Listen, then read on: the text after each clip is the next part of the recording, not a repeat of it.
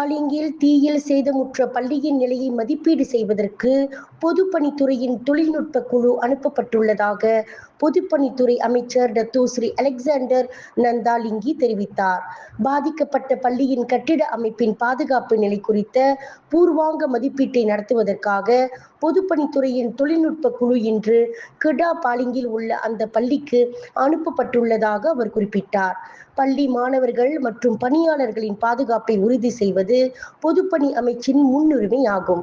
எனவே சேதமுற்ற அந்த பள்ளி கட்டிட அமைப்பின் பாதுகாப்பு நிலை குறித்து அக்குழுவினர் கண்டறிந்து அறிக்கை சமர்ப்பிப்பர் என்று அலெக்சாண்டர் நந்தாலிங்கி தெரிவித்தார். இந்த தீச்சம்பவத்தை பொதுப்பணி அமைச்சு கடுமையாக கருதும் வேளையில் பாதிக்கப்பட்ட மாணவர்களுக்கும் ஆசிரியர்களுக்கும் அமைச்சர் தனது வருத்தத்தை தெரிவித்துக் கொண்டார்.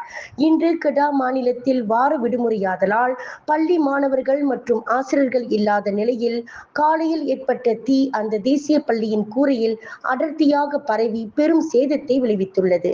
விலையில் மேலும் செய்திகளை தெரிந்து கொள்ள கீழே இருக்கும் பெல் பட்டனை அழுத்துங்கள். உங்கள் ஆதரவை வெளிப்படுத்த லைக் மற்றும் ஷேர் செய்யுங்கள். தொடர்ந்து விண்வெளியுடன் உங்கள் பயணத்தை தொடர்ந்திருக்க சப்ஸ்கிரைப் செய்யுங்கள்.